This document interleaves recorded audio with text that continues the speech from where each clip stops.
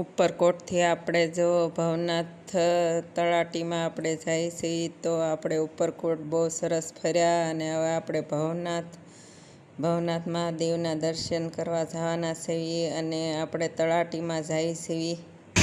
જો ગિરનારમાં ઔષધિ એટલી મળે અને ગિરનારમાં સાધુ એકલા હોય. જો શિવરાતમાં હાલીને આવ્યો હોય ને તો અહીંથી હાલીને જવાય. જો દીપડાના ચિત્ર, જો સિંહના ચિત્ર, ભોલેનાથના ચિત્ર, મહાદેવ, ભોલેનાથ બાબા, જો આયા સાધુ સંત, હર મહાદેવ, ભોલેનાથ.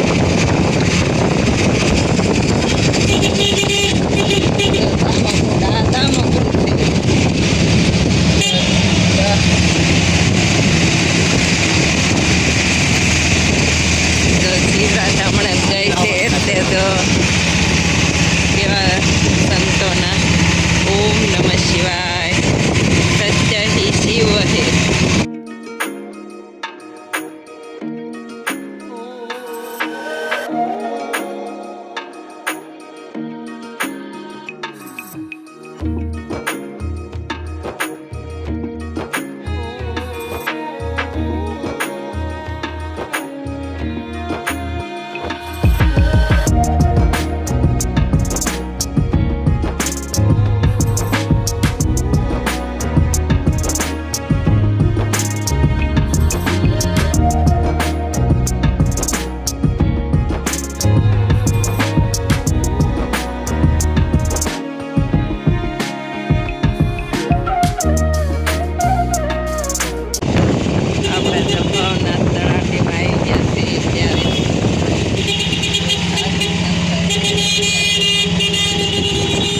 આપણી નાચની વાડી થવા મળે. ભવનાથ છે આપણને.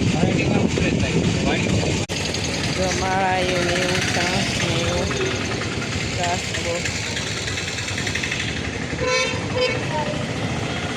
રુદ્રાક્ષના શિવ,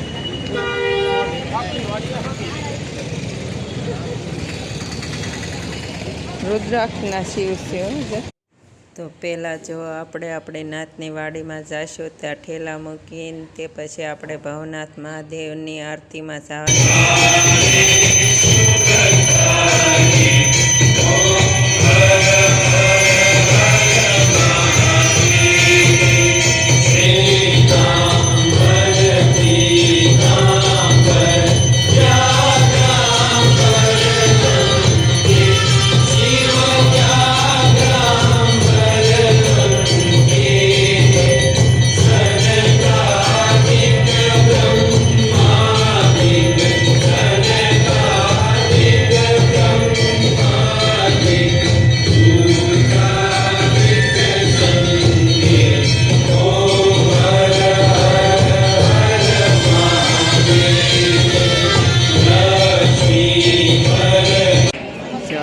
પૂરી થઈ ગઈ અને આરતીમાં ગળતી જો કેટલી છે.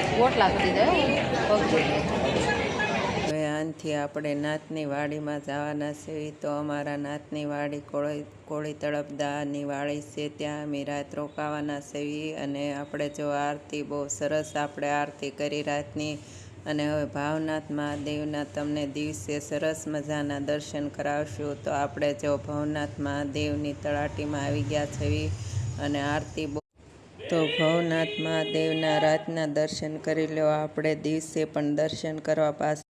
તો જો આપણે પાણીપુરી ખાઈશું અને પાણીપુરી ખાઈને ત્યાં આપણી નાથની વાડીમાં જઈશું. આપણે જો આપણે જુનાગઢ સેવી અને ભવનાથ તળાટીમાં સેવી. અને જો આપણો આ રૂમ હતો, રાતે આ રૂમ રાખ્યો હતો.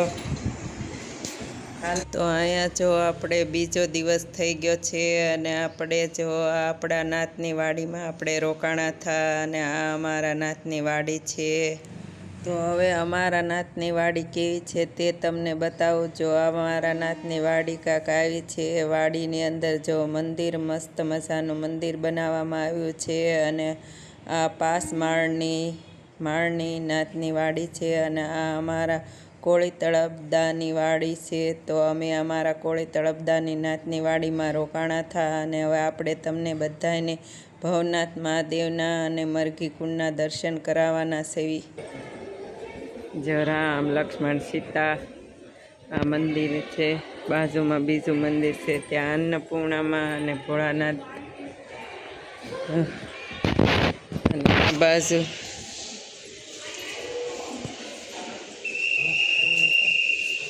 માધાતા વસુધારા. જો અહીંયા માધાતાનું મંદિર છે. તો આપણે જો અહીંયા દર્શન કર્યા અને આપણે કોળી સમાજની વાડીમાં રોકાણા હતા. તો અહીંયા માધાતાનું મંદિર છે.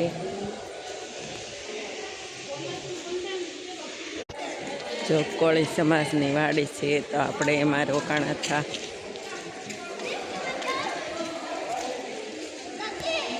જો આપણો હમે રૂમ હતો.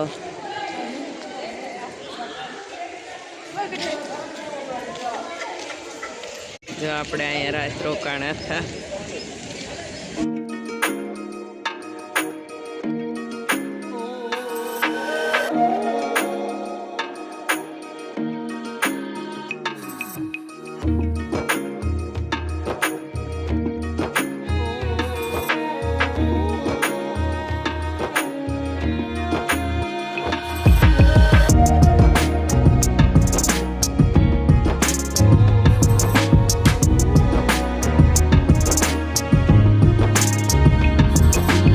ભવનાથ મહાદેવના દર્શન કરવા પહોંચી ગયા છે.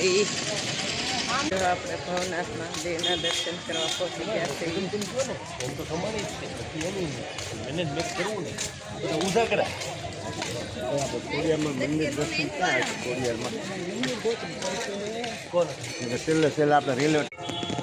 ભવનાથ મહાદેવ પહોંચ્યા. આ બાજુ જો શિવરાત હમણાં ગઈ છે. આ ચિત્ર શિવરાતમાં બનાવવામાં આવ્યું છે. ભોળાનાથ આગળ છે, આણપા મરઘી કુંડ, આણપા ભોળાનાથ, જાડેશ્વર મહાદેવનું મંદિર, આણપા જેવા બાપુનું. જો અંદર કરતા તે આપણે સંતોના દર્શન કર્યા અને આ બાજુ જો મંદિર છે અને આ બાજુ જો આપણે કાળ ભૈરવ દાદાનું મંદિર છે, ત્યાં પણ આપણે દર્શન કરશું. તો જો આ કાળ ભૈરવ દાદાનું મંદિર છે ત્યાં પણ આપણે દર્શન કર્યા અને હવે આપણે જઈશું ભવનાથ મહાદેવના દર્શન કરવા. તો જો ભવનાથ મહાદેવના દર્શન કરવા બે બાજુ જો હાથી મૂકવામાં આવ્યા છે. તો આગળ જો નંદી મહારાજ છે અને હવે આપણે ભવનાથ મહાદેવના દર્શન કરાવવાના છીએ અને તમને પણ બધાને દર્શન કરાવશું. તો આપણે ભવનાથ મહાદેવના દર્શન કરવા જવાના છે. તો જો આપણે રાતે દર્શન કર્યા હતા અને આ દિવસના દર્શન છે. તો આપણે જો દિવસે તમને બધાને દર્શન કરાવી છે. તો આ ભવનાથ મહાદેવ છે, તમે પણ બધાએ દર્શન કરી લેજો. જો પાછળ ભોળાનાથની નાની એટલી મૂર્તિ, મંદિરની પાછળ કેવી સરસ ભોળાનાથની મૂર્તિ છે. બાજુમાં જો મંદિર છે ત્યાં ધૂણો છે. તો આપણે ધૂણાના દર્શન કર્યા અને માતાજીના પણ દર્શન કર્યા. તો આપણે બાજુમાં તે છે ત્યાં પણ આપણે દર્શન કર્યા. તો બાજુમાં જે મંદિર બંધાયું અને મૂર્તિ આપી તેનો લેખ છે, તેના બધાના નામ છે. તો જો આપણે તે લેખ વાંચીને તે પછી જો આપણે અહીંયા મરઘી કુંડ છે, આપણે મરઘી કુંડના દર્શન કર્યા અને તમે પણ બધા દર્શન કરી લેજો. જો આ મરઘી કુંડ છે અને શિવરાતને દી સાધુ સંતો આમાં સ્નાન કરે છે. તો આ શિવરાતને દી વર્ષો વર્ષ પરંપરા રીતે આમાં સાધુ સંતો સ્નાન કરે છે. અને આ બાજુ જો વૃક્ષ છે અને આપણે આ વૃક્ષની પડખે તે બીજું શિવલિંગ છે મોટું જબરું, ત્યાં આપણે દર્શન કરવાના છે. તો જો આ શિવલિંગ છે.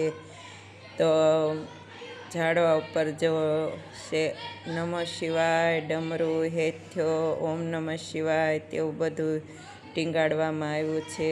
અને આપણે જો અહીંયા મોટા શિવલિંગના દર્શન કર્યા અને આપણે દર્શન આ પાછળનો ગેટ છે અને જો આ બાજુ અખાડા બધાય છે તો આ પાછળનો ગેટ છે અને પાછળ અખાડા છે. તો આપણે જો અહીંયા મુરઘી કુંડ છે તો આપણે મુરઘી કુંડના પણ દર્શન કર્યા. અને અહીંયા જો બધી સૂચના લખવામાં આવી છે. તો આ મહાશિવરાત્રિની સૂચના છે અને આ મુરઘી કુંડનો મહિમાની સૂચના છે. અને આ બાજુ જો આપણે આ બાજુ પણ લખવામાં આવેલું છે ભવનાથ મહાદેવનું. તો આપણે જો આ મુરઘી કુંડ છે તો આપણે મુરઘી કુંડના પાસે જ છીએ. તો આપણે જો બહુ સરસ ભવનાથ મહાદેવના દર્શન કર્યા અને મુરઘી કુંડના પણ દર્શન કર્યા. તો હવે આપણે અહીંયા નાના નાના બીજા મંદિર છે ત્યાં પણ આપણે દર્શન કરવાના છીએ. મુરઘી કુંડના કાંઠે દિવાલ ઉપર મુરઘી માતાજીનું મંદિર છે.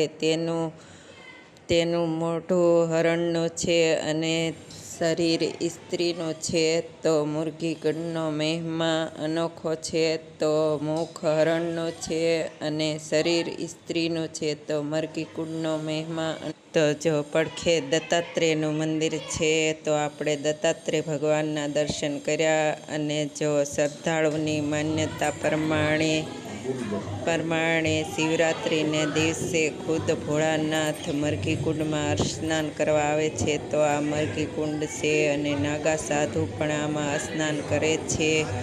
અને આપણે જો આ ચિત્ર એવી રીતે દોરવામાં આવ્યું છે કે ભોળાનાથ ખુદ મુરઘી કુંડમાં સ્નાન કરવા આવે છે. પડખે બાજુમાં જો મુરઘી કુંડ દોરવામાં આવ્યો છે અને આ ગેટ છે અને આ આપણે ભવનાથ મહાદેવનો ગેટ છે અને આ ભવનાથ મહાદેવ છે. તો આનાથી હજી આપણે ઘણું બધું જોવાનું છે. તો મારા બ્લોગમાં બન્યા રહેજો.